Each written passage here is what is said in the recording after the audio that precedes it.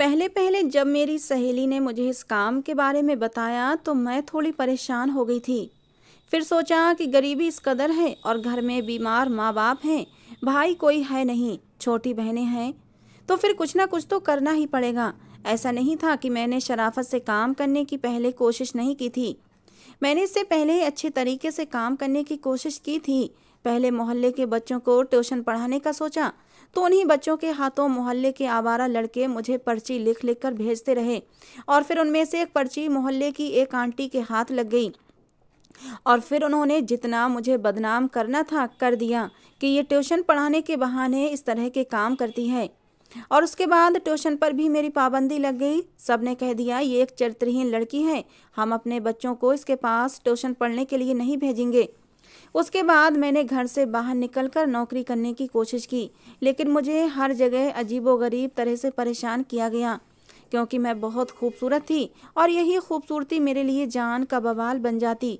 मैं जहाँ भी नौकरी के लिए जाती, मुझे नौकरी के लिए तो फ़ौरन रख लिया जाता था, लेकिन फिर उसके बाद मेरे साथ बहुत ही गलत व्यवहार किया जाता।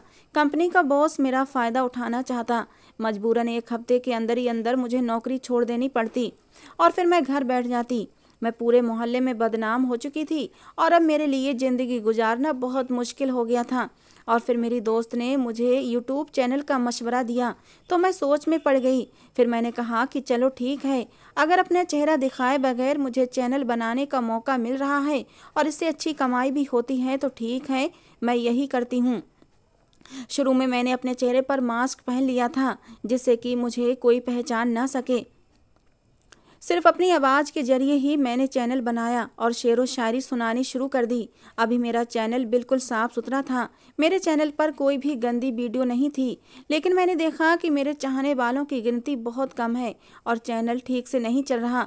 तो फिर मैं थोड़ी परेशान हो गई। कमेंट में सब लोग यही कहते थे कि अपना चेहरा दिखाओ, लेकिन मैं अपना चेहरा नहीं दिखा सकती थी क्योंकि फिर सब लोग मुझे पहचान जाते और मोहल्ले भर में मैं फिर से बदनाम हो जाती। अगर मैंने अपना चेहरा दिखा दिया तो मेरे लिए और भी मुश्किलें बढ़ जाती। मेरे सब्सक्राइबर में ज़्यादा गिनती मर्दों की थी जो मेरे इश्क और बेहुदा गज़लों के बड़े शौकीन थे। लेकिन एक बार एक कमेंट ने तो मुझे शर्म से पानी पानी कर दिया। मुझे वो कमेंट पढ़कर बहुत गुस्सा आया था। अगर मेरी मजबूरी ना होती तो मैं खरा खरा जवाब लिख देती। एक लड़के ने लिखा था कि मैं तुम्हारी आवाज़ का दीवाना हो चुका हूँ। अगर तुम अपना चेहरा नहीं दिखा सकती तो अपना ये खूबसूरत शरीर ही दिखा दो। तुम्हारी आंखें देखकर तो मेरी नींदें उड़कर रह गई हैं। तुम्हारे सफ़ेद दूधिया हाथ देखकर मेरा दिल मचलने लगता है। मैंने फ़ौरन से उस कमेंट को डिलीट कर दिया। ये बातें मुझे परेशान करती थीं, लेकिन मैं मजबूर थी। अब तक मेरी इतनी ज़्यादा कमाई नहीं हो रही थी कि मेरा घर चल सके। मेरी दोस्त भी मेरे पास आई और मुझसे कहने लगी, देखो तुम्हें जिस्म दिखाने का लोग कहते हैं तो ऐसा करो, थोड़ा बहुत अपना जिस्म भी दिखा दो जिससे कि तुम्हारे व्यूज़ कुछ ज़्यादा आ सकें। मैंने कहा, नहीं, मैं अपना जिस्म नहीं दिखा सकती, मुझे अच्छा नहीं लगता, ये बात मेरा ज़मीर गवारा नहीं करता। तो मेरी दोस्त ने कहा कि जब खाली पेट हो तो ज़मीर को शांत करना ज़रूरी नहीं होता, पेट की आग शांत करना ज़्यादा ज़रूरी होता है। मैंने कहा, ये गलत बात होगी। तो मेरी दोस्त कहने लगी, अपने आसपास नज़र दौड़ाकर देखो, ना जाने कितनी ऐसी लड़कियां हैं जो अपनी गरीबी से तंग आकर नौकरी करती हैं और अपने बॉस को भी खुश करती हैं। कम से कम तुम सिर्फ अपना शरीर दिखाओगी, तुम्हारे शरीर को कोई छू नहीं सकता, सिर्फ देखने तक ही सीमित रहेगा। तुम ऐसा करोगी तभी तुम्हारी छोटी बहनों और तुम्हारे बीमार माँ बाप का पेट भर सकेगा, नहीं तो तुम ऐसे ही गरीबी में तड़प तड़प कर मर जाओगी। तुम अपने घर के हालात देखो, बस अच्छा गलत भूल जाओ। मेरी दोस्त ने बहुत जिद की कि कुछ नहीं होता, थोड़ा सा जिस्म ही तो दिखाना है। मैं कौन सा तुम्हें पूरा दिखाने को बोल रही हूँ। देखो, मैं भी ये काम करती हूँ और मुझे इस काम के बहुत अच्छे पैसे मिलते हैं और मेरा चेहरा भी किसी को नज़र नहीं आता, इसलिए इज्जत भी बनी हुई है और पैसा भी आ रहा है। मेरी दोस्त ने जब अपना चैनल मुझे दिखाया तो मेरे कानों से धुआं निकलने लगा था। उसमें बहुत कुछ बुरा था, लेकिन उसके व्यूज़ बहुत ज़्यादा थे और उसकी कमाई भी बहुत ज़्यादा थी। तो फिर मैं भी सोच में पड़ गई थी, शायद मेरे अंदर भी लालच आ गया था। मैंने कहा, ठीक है, ज़्यादा नहीं दिखाऊंगी, थोड़ा सा ही अपने आप को शो करूंगी और इस चक्कर में अपनी सहेली की बात मानते हुए सबसे पहले मैंने बहुत ही टाइट कपड़े पहनना शुरू कर दिए और दुपट्टा सरक कर मेरे गले तक पहुंच गया था। मैंने देखा व्यूज़ बढ़ने लगे थे। धीरे धीरे मैंने स्लीवलेस कपड़े पहनना शुरू कर दिए। मैं इस बात की गहराई में नहीं जाना चाहती थी, लेकिन चैनल पर जो भी मुझे फरमाइश करता मैं उसकी फरमाइश पूरी करती और धीरे धीरे मेरा लालच भी बढ़ता गया और मैं लालच के दलदल में धंसती चली गई। और फिर बात स्लीवलेस से बहुत आगे तक पहुंच गई थी और फिर तो मुझे आदत हो गई, जितना ज़्यादा मैं अपने आप को दिखाती उतने ही ज़्यादा मेरे पास पैसे आ रहे थे। मेरा लालच दिन ब दिन बढ़ता जा रहा था। मेरे घर के हालात अब अच्छे होने लगे थे। मेरे माँ बाप बीमार रहते थे, मेरी 2 छोटी बहनें थीं और जब मेरे माँ बाप मुझसे सवाल करते कि ये सारा पैसा कहाँ से आता है, तो मैं उनको कह देती कि मैं ऑनलाइन क्लासेस में बच्चों को पढ़ाती हूँ, जिसकी वजह से मुझे इतने पैसे मिलते हैं। लेकिन उनको मालूम नहीं था कि मैं क्या कर रही हूँ। उन्हीं दिनों मोहल्ले की औरतों ने भी फिर से मेरे बारे में बातें करना शुरू कर दी थीं कि इनके घर में तो बड़ी गरीबी थी, हर वक्त उधार मांगा करते थे, लेकिन अब इनके ठाट बाट तो देखो, ना जाने क्या काम करते हैं। मोहल्ले वालों ने मेरे घर में आकर जासूसी करना शुरू कर दी और मेरा जीना दूभर कर दिया। फिर मैंने सोचा कि मोहल्ला ही छोड़ देती हूँ और किसी दूसरे शहर में जाकर बस जाती हूँ। अब तो मेरी कमाई भी अच्छी हो रही थी। बेहतर है कि मैं सब लोगों से दूर चली जाऊँ जिन्होंने मेरी ज़िंदगी मुश्किल कर दी थी। अब मैं इतना कमा रही थी कि मैं एक घर किराए पर ले सकती थी और मैं अपने माँ बाप को लेकर फिर दूसरे शहर आ गई थी, जहाँ पर दूर दूर तक मुझे कोई नहीं पहचानता था। और फिर मैंने वहाँ पर एक छोटा सा मगर अच्छा साफ़ सुथरा फ्लैट किराए पर ले लिया। इस फ्लैट में 3 कमरे थे। खूबसूरत सा फ्लैट था। एक कमरे में मेरे माँ बाप होते, दूसरे में मेरी दोनों छोटी बहनें पढ़ाई करतीं और तीसरा कमरा मेरा अपना होता था, जिसमें मैं अपना काम करती थी और कोई नहीं जानता था और ना मुझे कोई देख सकता था कि मैं अंदर कमरे में क्या कर रही हूँ। यहाँ आने के बाद मैं अपने आप को बहुत ही आज़ाद महसूस कर रही थी और शुक्र कर रही थी कि मेरी जान उस गंदे मोहल्ले वालों से छूट गई है। शुरू शुरू में तो मैं यूट्यूब चैनल सिर्फ इसलिए खोला था कि मेरी रोजी रोटी की समस्या हल हो जाएगी, लेकिन अब धीरे धीरे मेरे अंदर लालच बढ़ने लगा था। मैं अपने बदन की दिन ब दिन नुमाइश करने लगी थी। लोगों के बहुत बहुत बुरे बुरे से कमेंट्स आते। कुछ लोग मेरी तारीफ़ भी करते, कुछ लोग मेरे फिगर की तारीफ़ में ज़मीन आसमान कर देते और कुछ लोग ऐसे भी होते जो मुझे गंदी गंदी गालियाँ बकते और कहते, शर्म करो, तुम हमारे समाज में गंदगी फैलाने का काम कर रही हो। फिर मैं ये सोचती, क्या इनकी बातें मेरा पेट भर सकती हैं? अंदर से आवाज़ आती, नहीं, यहाँ गरीबी पर उपदेश सब देते हैं, लेकिन रोटी कोई नहीं देता और पेट तो रोटी से ही भरता है। अपनी ज़रूरतें पूरी करने के लिए पैसा चाहिए, बातें नहीं। इसलिए मैं उनकी बातों को नज़रअंदाज कर देती। मैं अपना दिल अपने अंदर की आत्मा को थपक थपक कर सुला देती। इन सब का पेट भरा हुआ है और अगर मैं ये काम नहीं करूँगी तो फिर मेरे पेट की आग कैसे शांत होगी, मेरे घर वालों का पेट कैसे भरेगा। लेकिन इतने सारे कमेंट्स के बीच में एक कमेंट्स ऐसा आया जिसने मुझे हिलाकर रख दिया। उसने मेरा नाम लिखकर मुझसे कहा था कि सोनाली, ये काम छोड़ दो, मैं तुमसे शादी करने के लिए तैयार हूँ। ये कमेंट्स पढ़कर तो मेरा दिल कांप उठा था कि आखिर ये कौन है और ये आदमी मेरा असली नाम कैसे जानता है, क्योंकि मैंने ये चैनल अपने असली नाम से नहीं बल्कि नकली नाम से बनाया था। लेकिन उसने मेरा असली नाम लिखा था। मेरी तो आत्मा ही कांप उठी थी। मैं हैरान हो गई थी, आखिर ये कौन है जिसको मेरी सच्चाई पता चल चुकी है। अगर ये मेरा कोई रिश्तेदार है तो फिर मेरी बहुत ज़्यादा बदनामी होने वाली है। इस कमेंट को पढ़कर मुझ पर एक बदहवासी सी छाने लगी थी।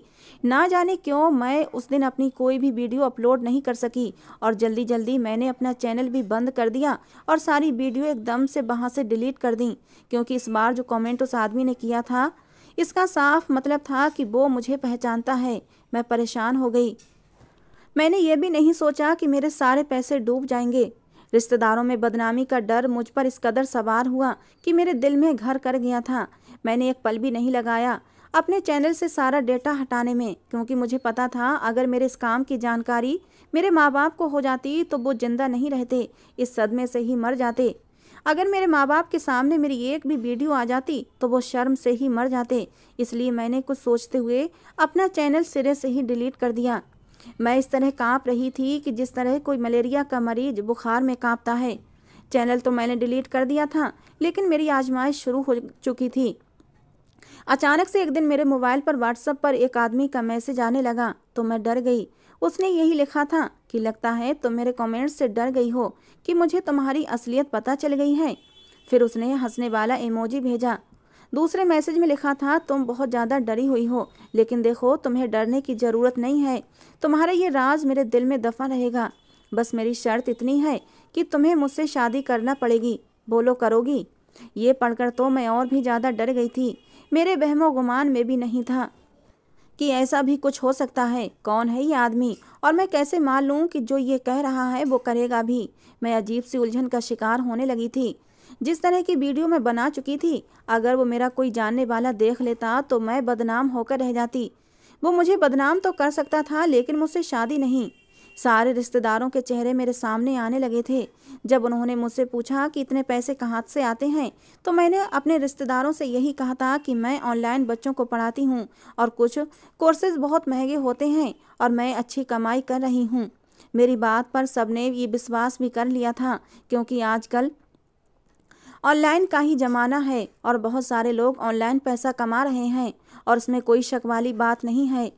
मेरे सब रिश्तेदारों के व्यवहार भी मेरे लिए बदलने लगे थे। मेरी बुआ, मौसी, चाचा, जो हमें कभी पूछते भी नहीं थे, अब हमसे कांटेक्ट करने की कोशिश करते रहते हैं। मम्मी पापा के दोस्त, जो गरीबी की वजह से हमें छोड़कर चले गए थे, अब वही दोस्त बार बार पापा को कॉल करते हैं और कांटेक्ट करते हैं और अपने बेटों के रिश्ते मेरे लिए पेश करते हैं। लेकिन उन्हें नहीं पता ये पैसा मैंने किस तरह से कमाया है। अगर वो आदमी मेरा कोई जानने वाला था तो सच्चाई सबके सामने लाकर मुझे कहीं भी मुंह दिखाने के काबिल नहीं छोड़ता, क्योंकि उसने ये भी कहा था कि मेरी बहुत सी वीडियो उसके पास सेव हैं। जिस रात मैंने उसका ये मैसेज पढ़ा, उस रात मुझे नींद नहीं आई थी। मैं सारी रात आंखों में गुजार दी थी कि आखिर ये कौन है जिसने मेरा राज मालूम हो गया है। ऊपर से मेरा चैनल भी डिलीट हो गया था और कमाई भी बंद हो गई थी।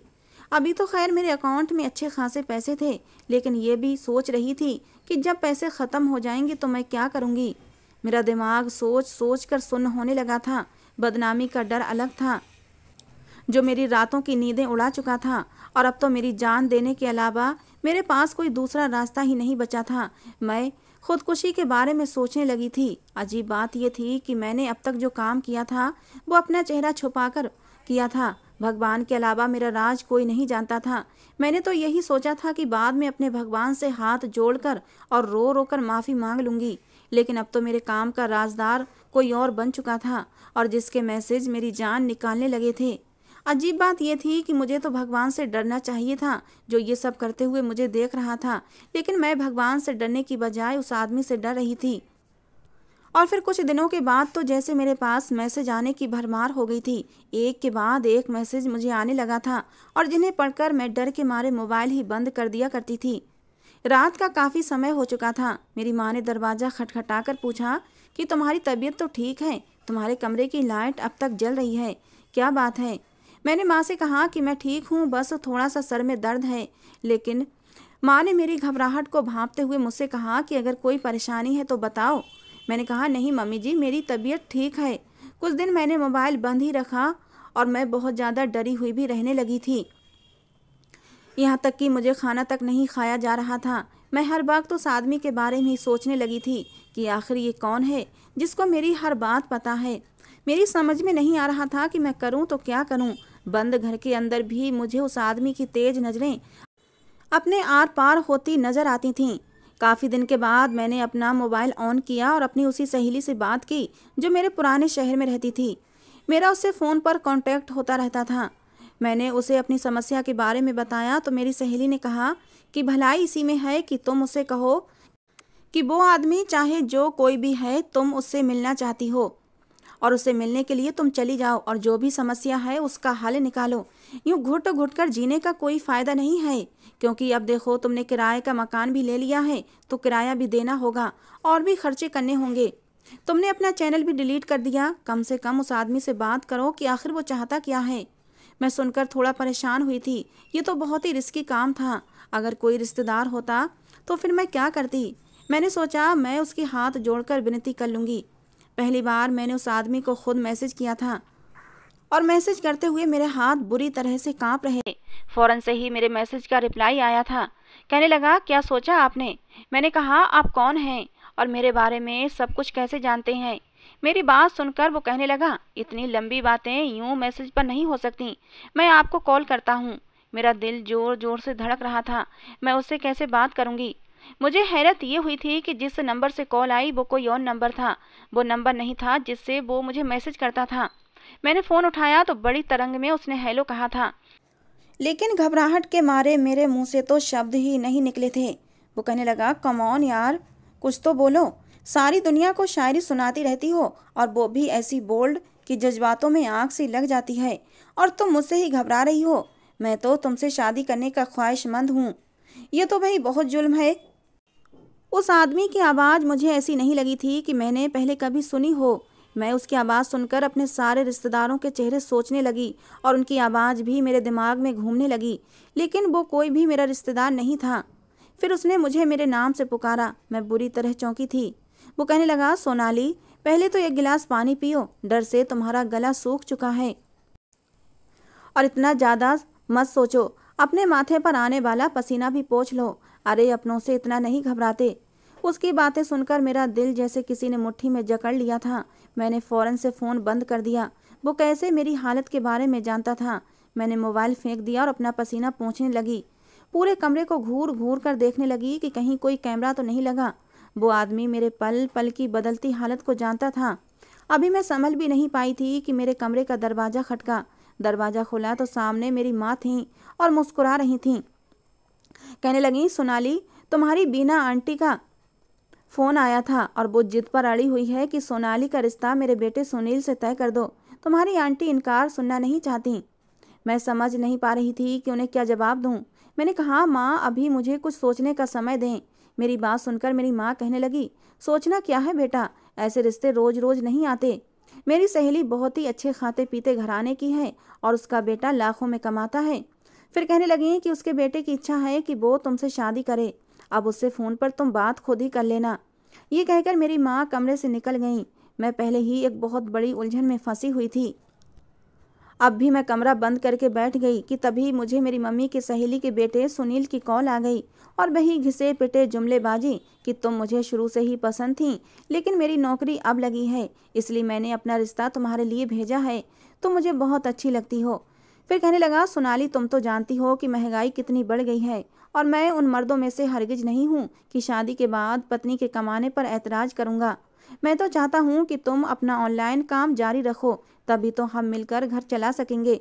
सुनील की बातें सुनकर मैं समझ गई थी कि उसकी मोहब्बत के पीछे उसका क्या मतलब छुपा हुआ है, इसीलिए मैंने साफ इनकार कर दिया। मैंने कहा, शादी के बाद मैं क्यों काम करने लगी? तुम हो ना, तुम कमाओगे, मैं सिर्फ घरदारी करूँगी। मेरी बात सुनकर सुनील कहने लगा, मैं तुमसे शादी इसीलिए करना चाहता हूँ ताकि तुम मुझे सपोर्ट करो। देखो, मेरी तनख्वाह इतनी नहीं है। मैंने कहा, कमाना मर्द की जिम्मेदारी है, मैं कोई काम नहीं करूँगी, इसलिए अभी भी समय है, आप अपने फैसले पर आज़ाद हैं। ये कहकर मैंने फ़ोन काट दिया। जिस काम से मैंने अब तक पैसा कमाया था, उस काम का अजाब मैं अब तक झेल रही थी। मैं ये काम आगे जारी नहीं रख सकती थी।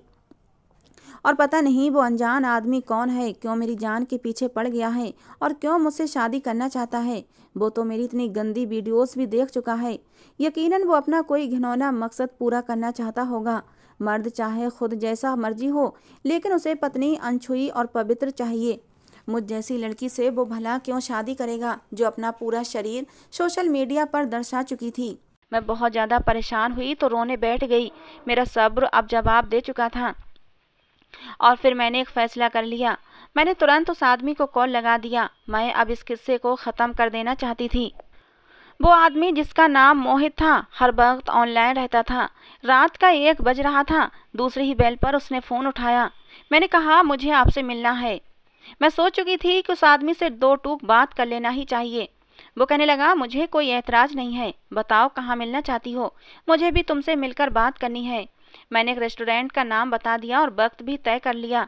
अगले दिन मैं तय वक्त पर रेस्टोरेंट में पहुंच गई थी, लेकिन मैंने अब तक अपने चेहरे से मास्क नहीं हटाया था। ये कोने की टेबल पर मैं बैठकर उसका इंतजार करने लगी।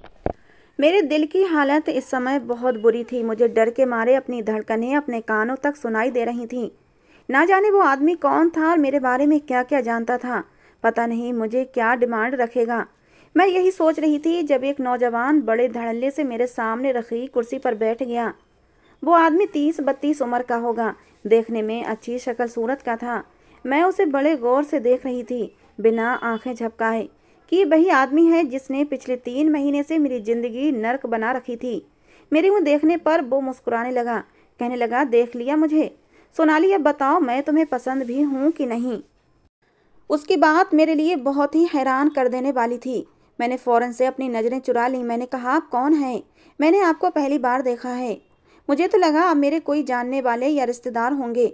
आप कौन हैं और मेरे बारे में इतना कुछ कैसे जानते हैं? वो कहने लगा, बता दूंगा, इतनी भी जल्दी क्या है। अच्छा बताओ, क्या खाओगी? क्या ऑर्डर करूं? मुझसे वो यूं बात कर रहा था जैसे पहले से हम मिलते आ रहे हों या हमारी बहुत अच्छी दोस्ती हो। इससे पहले कि वो वेटर को बुलाता, मैंने उसे रोक दिया। मैंने कहा, आप काम की बात करें, मेरी जान छोड़ने की क्या कीमत लेंगे? मेरे कहने का अंदाज थोड़ा गुस्सीला था। मैं थक चुकी थी उस आदमी के बारे में सोच सोच कर, इसीलिए मैं ये किस्सा ही ख़त्म करना चाहती थी। मैं जानती थी उसका कोई ना कोई मकसद तो ज़रूर होगा। वो मुझे कभी भी इज्जत की ज़िंदगी नहीं दे सकता। मेरी बात पर वो मुझे बड़ी सीरियस होकर देखने लगा। कहने लगा, तुम यहाँ कीमत अदा करने आई हो, मेरी डिमांड पूरी करने आई हो? बड़े गुस्से से वो मुझे देखकर पूछ रहा था। उसके बोलने का अंदाज जितना गुस्से भरा और सीरियस था कि मुझे अपना दिल सीने में रुकता हुआ महसूस हुआ था। उसकी गुस्से से भरी आंखें देखकर मेरी जान निकलने लगी थी। वो कहने लगा, भर सकती हो तुम, मेरी कीमत अदा करोगी, मेरी डिमांड पूरी कर सकती हो तुम? वो मेरी आंखों में अपनी कहर बरसाती आंखें गाड़े पूछ रहा था। मैं शायद उसकी नज़रों की ताव ना लग सकती थी, इसलिए अपनी नज़रें झुका गई। उसने जोरदार मुक्का टेबल पर मारा था। मैं बुरी तरह से चौंकी थी। कहने लगा, मेरी तरफ देखकर बात करो सोनाली। उसके शब्दों को सुनकर मेरा दिल धड़कना भूल गया था। वो कहने लगा, मैं तुमसे मिलने आया था, अपने बारे में बताने आया था, लेकिन अब नहीं। अब तुम पहले मेरी डिमांड पूरी करोगी। ये कहकर वो उठकर खड़ा हो गया और फिर कहने लगा, कल मैं तुम्हारे घर अपने माँ बाप को लेकर आऊँगा तुम्हारा रिश्ता मांगने। बिना किसी ना नुकर के हाँ कर देना।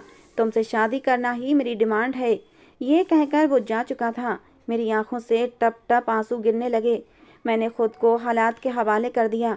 कुछ ही दिन बाद वो मेरे घर अपना रिश्ता लेकर आ चुका था और मेरी शादी भी उससे हो गई। मैं दुल्हन बनी उसके कमरे में मौजूद थी, लेकिन अब भी उससे बिल्कुल अनजान थी।